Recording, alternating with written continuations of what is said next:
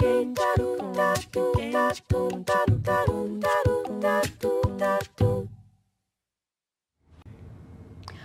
to Women Inspired. I'm your host, Linda Ugelow, and on this show I speak with entrepreneurs, artists, healers, and change makers about what fires them up and how they put their dreams into action.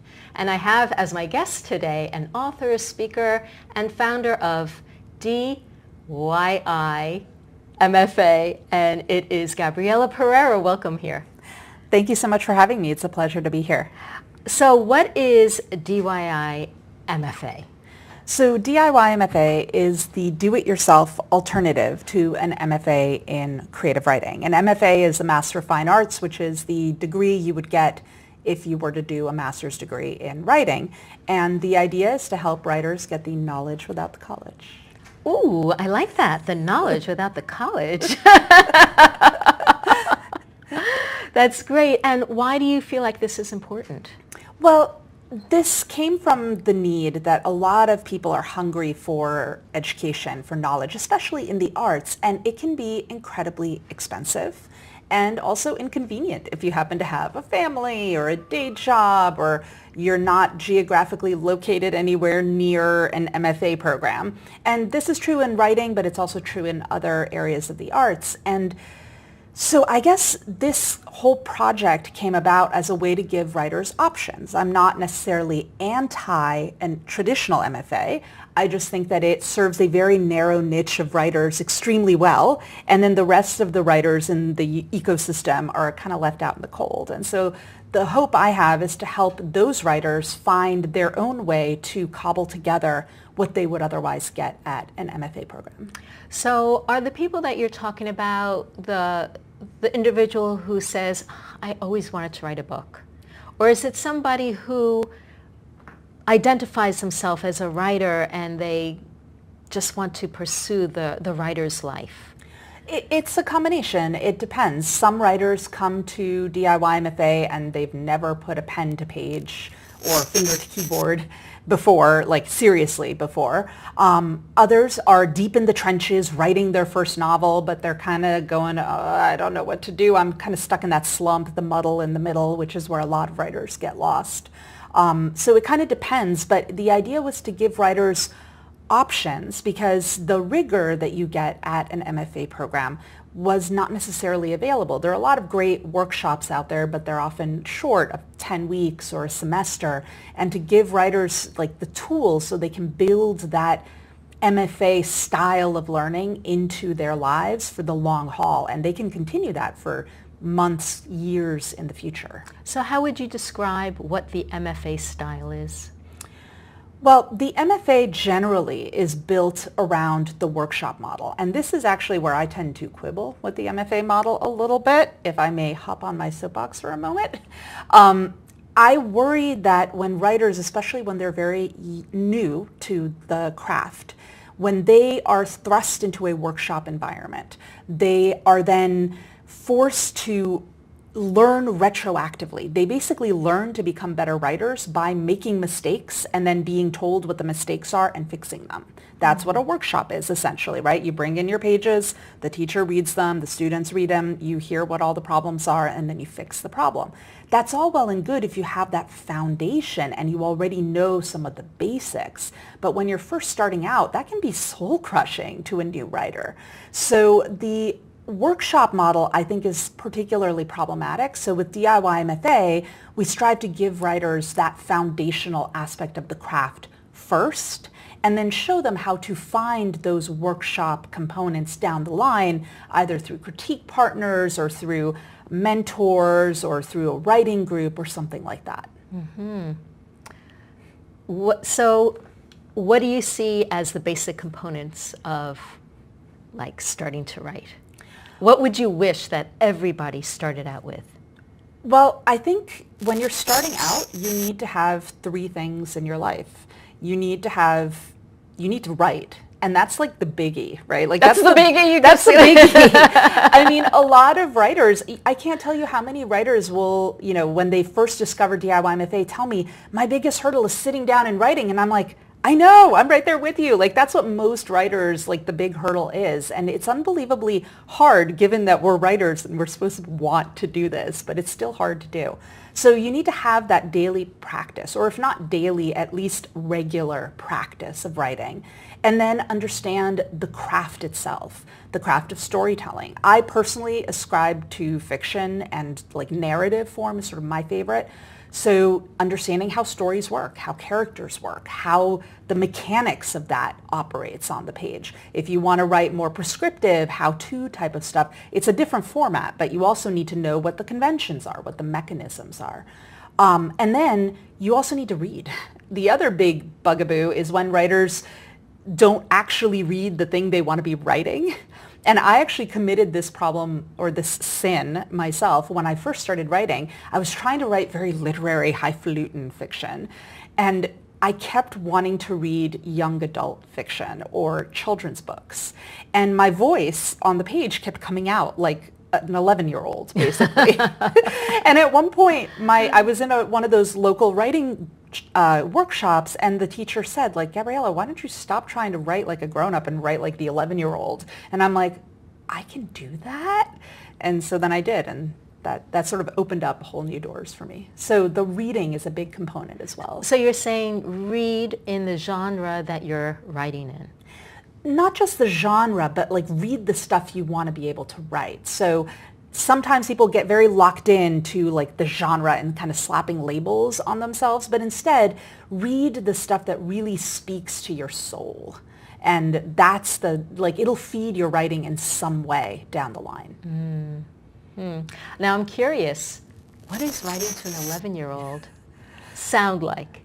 Oh my gosh. I mean, it's hard to say what that sounds like, but I remember one of the short stories I wrote started with a phrase, the dog was dead, and I guess that was kind of a problem.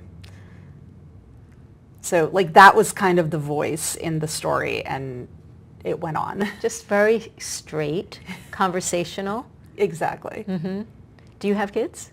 I do. They are not 11. They're not 11, not yet. I have a 3-year-old and a 5-year-old. You're practicing. Yeah, we're working our way up there.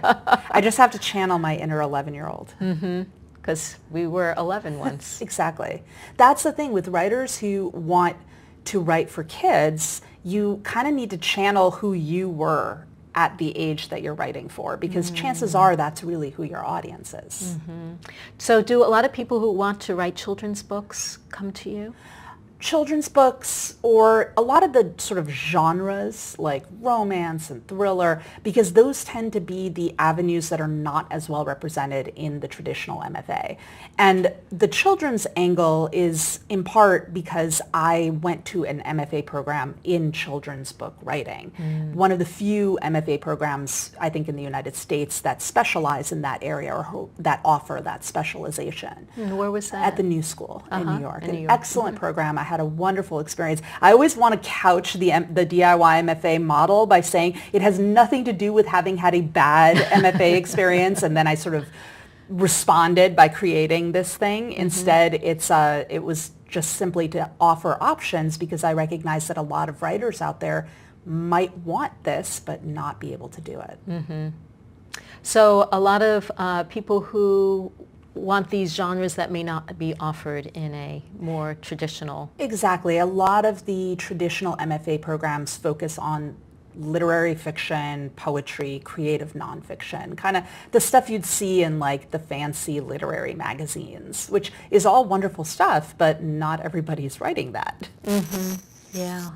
So what is your vision for this program, like in the long term, or where is it going for you or for the people who come in?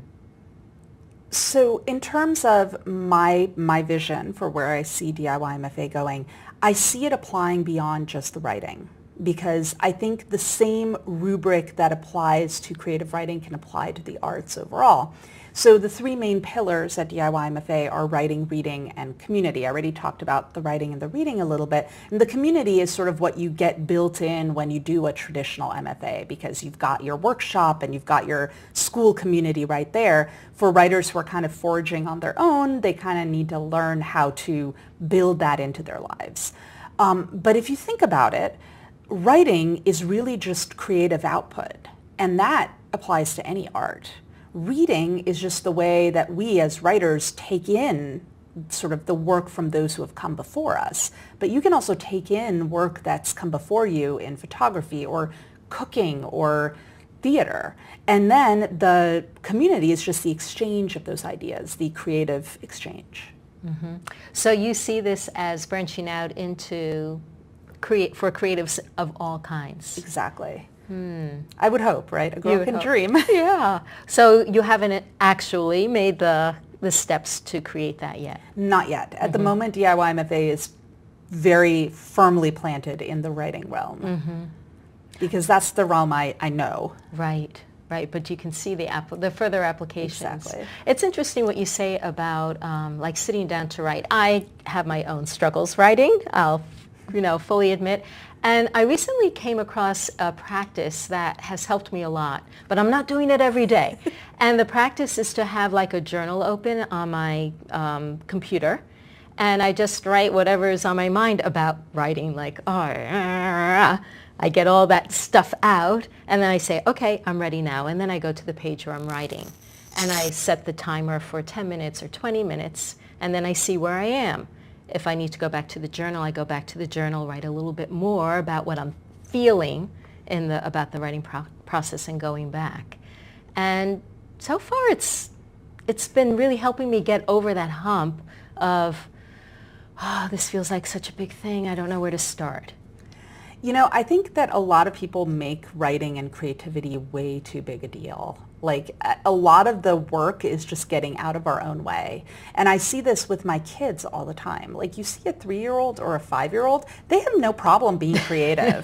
My son can write stories that are pages and pages long about, I don't know, whatever comes into his head. But I think as adults, we kind of are taught that self-censorship. And that then creates these sort of boundaries around our creativity. And I think a lot of what we need to do as writers, as creatives, is start learning how to knock those things down. So if having the journal open is your way of knocking down that barrier, go for it. What are some ways that you see people using? Well, I think I can talk about the ones I use. I like to play. I think as long as something feels like it's play and like it's fun, then it automatically becomes easier for me. I am not a masochist. I do not want to inflict pain on myself, so I really don't desire to do things that are not fun. So I try to make the writing fun. And so things like, rolling dice. Every so often I'll be writing something and then I'm like, all right, I don't know what to do. Odds I do this, evens I do that. Roll the dice. There you go. And then you see where it takes you, and it suddenly becomes a game that you're playing with yourself. I love that. I love that. The idea of creating it as a game, which as you say, creativity is ultimately based on play. Exactly. Which is not hard. Absolutely. And I think that the tie to playfulness also comes from the fact that I began my professional life working in the toy industry. So that's sort of been it's been in my blood. And I wanted to design toys since I was like 2. And that was like my dream job until I went and worked in the toy industry and decided I wanted to be an entrepreneur instead. But so I think this idea of just play and making games out of things, like for me, that's always been the natural inclination. But for other writers, it might be more the soul searching and the let's journal about it. And that's you need to find the thing that's right for you, because my method might not work for everybody. Right. Whereas I might find the journaling kind of fun. Exactly. Yeah, which I do. Whereas if I had to journal, let me tell you, I tried those morning pages and all that stuff. Did not work. The fact that there's the word morning in morning pages already is just like a no deal for me. Get out the dice. I know. I'm like, if I have to do this in the morning, there's no way it's going to happen. So when do you do it? My writing, it's just throughout my day. I mean, my day is writing, whether I'm writing stuff for DIY MFA or I'm sneaking in. I do some stealth writing where I sneak in some fiction writing because, I'm supposed to be doing work.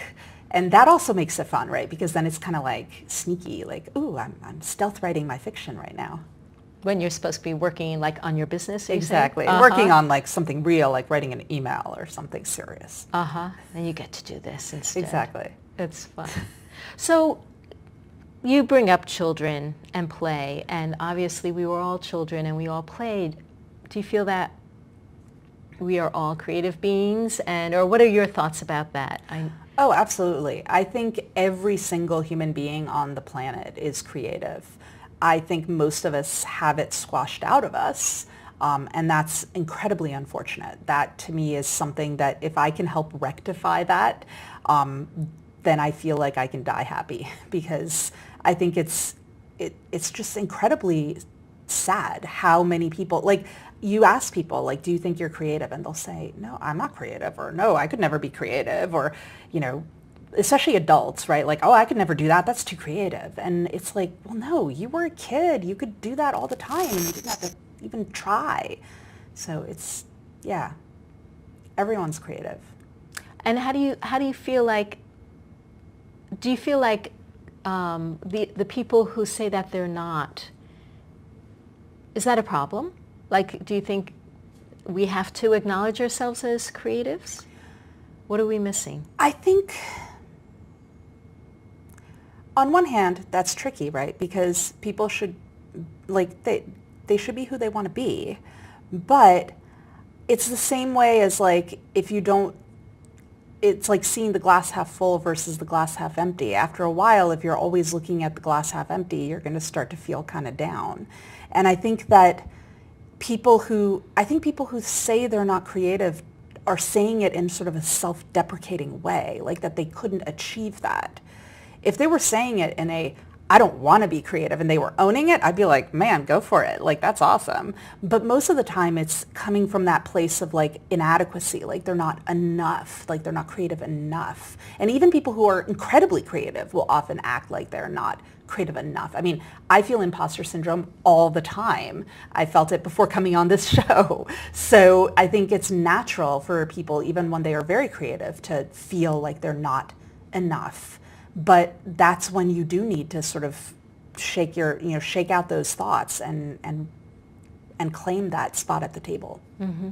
So what is imposter syndrome? Maybe not everyone has heard that term. It's that feeling, and I think a lot of creatives have it, but I think most people have it. I know parents obviously will have it, because I have it as a parent all the time. It's that feeling that you're an imposter, that someone is going to find you out, and that you're not really the real deal, and oh my gosh, someone's going to find out that I'm really not a good mom, and that sort of thing, or I'm really not a good writer, and that people are going to, and that feeling of anticipated judgment is the imposter syndrome. Mm-hmm. We all kind of sit with that sometimes. Yeah, what's your remedy? What's the remedy for imposter syndrome? That's a tough one. I mean, I think knowing that you're in good company always helps. And the reason I know that imposter syndrome, that everyone feels it, is because on my podcast, I interview authors all the time. And some of these are big name authors, like, #1 New York Times bestselling authors. And they will say on the show, like, yeah, I worry sometimes that my next book might not be my best, or that I won't live up to the book I just wrote, or something like that. That's all imposter syndrome. And if these really big name authors are feeling that, then, little old me, I can be okay with that, with my imposter syndrome too. Mm-hmm. Just know that it comes and it goes. Exactly. And that if someone else feels it as well, then not only do you feel like you're not alone, but then you also know that you can overcome it. Mm-hmm. And what do you think the process is for overcoming it? So to overcome imposter syndrome, I mean, really what it comes down to, I think, is mindfulness. Like, for me, one of the things that kind of broke open my creative process was beginning to understand where my mind goes, and sort of the same mindfulness practices that you would do if you were studying meditation or something like that. So one of the mindfulness practices is, being aware of where your thoughts are going. And so a lot of times when I feel those imposter syndrome thoughts coming on, and I remind myself that, okay, this is normal. I'm feeling it. I don't try not to sweep it under the rug. I did that for a long time. Did not work out so well. And instead try to redirect those thoughts and say, okay, I acknowledge you. Now let's like move on to the next thought. And sometimes I have to redirect that imposter syndrome thought like 30 times in a given morning, but eventually it fades away and I can get back to work and do the work. That's the other big thing, is when I feel imposter syndrome and adequacy rear its ugly head, I try to sit down and do the work, because sooner or later you get so in the thick of it with the play and the fun, you're in the moment and you forget about all that other stuff that we're piling on because our thoughts are going. Mm-hmm. That crazy stuff in between our ears. Exactly. Yeah, that kind of gets in the way of us doing life. Exactly. Doing creativity, doing play.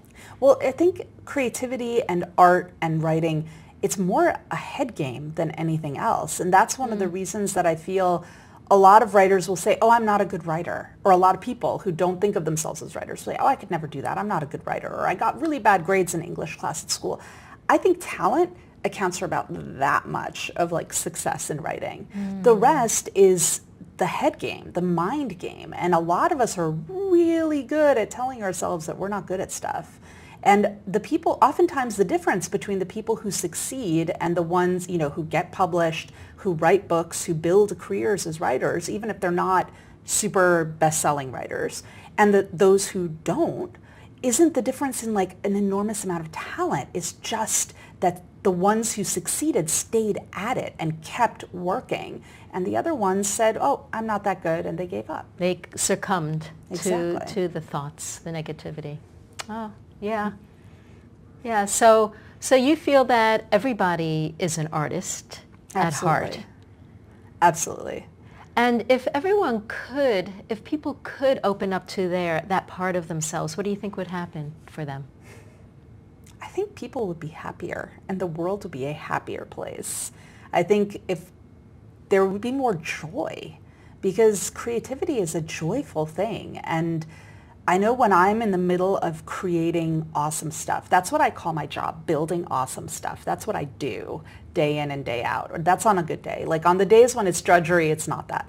But if we're focusing on building awesome stuff and then sharing it with people who are just as nerdy about that same awesome stuff as we are, that's pretty joyful. And that, I think a lot of people will be a whole lot happier. The other piece of it too is that you don't have to quit your day job and all of a sudden like say, all right, I'm going to go and I'm going to be an artist and that's how I'm going to find my bliss and my joy. But you can build that joy into your life by doing the art that you love. And that can counterbalance even if your job isn't all that exciting and it's just kind of run of the mill and it pays the bills. Mm-hmm. So art. Okay, let's define art or artist, because some people might say, well, I don't paint, I'm not a writer, I don't play a musical instrument. Like, can you broaden the topic for people so people say, oh yeah, I do that. Oh yeah, I do that. In my mind, I think of it as making stuff. If you can wake up in the morning and cook something, that is more than what I can do because I can't follow a recipe. If you can bake, oh my gosh, you are my hero. Because last time I baked cookies, I was 11 and I broke my brother's tooth. So like That's the last time you made cookies? Yeah, I can't bake. Like after that, I was like, I cannot bake anymore. We need to put you in remedial school for I know, baking. seriously. Like if my high school had home ec, I would have totally failed. I would have flunked out. It would have been horrible. And even so, yeah, cooking is a way of making things. I'm an avid craftser. I love knitting and crochet and things like that. If you make things with your hands, that is art in my world. And I find that this highfalutin definition of art as being like high art versus like something that's craftsy. Personally, I like the craftsy stuff because that's when you're in the thick of it and it's not like, all the ideas around your art. It's about just making something cool. And so, yeah, I see all of that as art. Mm-hmm. Yeah, and today it's even broader, I would think, because there's so much online design. Exactly. So you could, if you make websites, if you have a really awesome Pinterest page, if you have like really cool graphics that you create or YouTube videos or what have you, if you're making stuff and sharing it, I think that's the key, is making it, but not just hoarding it. I think some people will make things and they hoard it, like they write their journals, but they never share anything with the world, that's different. That's for you. I think art is when you share it. Like the creative process is a shared process. Really, all the time? I feel like there has to be a point where the other person is invited in. Otherwise, what's the purpose of the creative process? It's just an internal thing and there's no recipient. It's like a story isn't really a story until someone reads it. And the act of someone reading your story becomes it becomes a conversation between the writer and the reader, because the reader might interpret it differently than the way the writer wrote it. Whereas if you're always keeping your art safely behind a curtain, then you're never inviting that conversation. So you're inviting people to open the doors and let your art out and invite other people to interact with it. And I'm not saying that you have to post sketchy photos online or anything like that. It doesn't have to be like completely opening the doors to everything that's private. Like you don't have to post your private journals out into, a blog, but it's about curating what you share, but actually sharing it. Because I think a lot of people get hung up on like that hitting the publish button or putting their work out into the world. And a lot of times it's not because the work isn't any good or that they don't think the work is any good. It's because they are afraid of sharing it. There's that fear that's holding them back. Well, I've got a wild card pick that I would love for you to reach in and draw it and just tell us what it means to you in your business or your life. So I picked inner authority. Oh. And this is interesting because the word authority is a problematic word for me, because according to, most people who know me well know that I have a really big problem with authority. I mean, this is why I run my own business. This is why I don't do well with having a boss. I don't do well with having to answer to people. And so the idea of having inner authority and having to answer to anyone, even if that person is me, is a little uncomfortable. But it's still important, I think. I think at some point we have to look inside and actually see, follow our instincts and sort of follow our own natural drive. So for you, it's about following your own natural drive and instinct. Yeah, and being okay with the fact that that might actually be a little uncomfortable. Well, thank you for sharing that. And thank you for sharing all of your insights on the show. This has been a fascinating talk today. I really appreciate you coming on. Thank you so much for having me. It's been a blast. So thank you all for coming on and listening. As you may know, I am a coach. I help people get comfortable speaking either on camera or on stage. And if you've got some kind of project or presentation that's coming up, you may be interested in downloading the Fear to Fabulous Blueprint, Mastering the Inner Game of Speaking Live or on Camera. And you can get that at www.lindaugelow.com/blueprint. Hope to see you on the next episode. Oh, oh, oh, oh.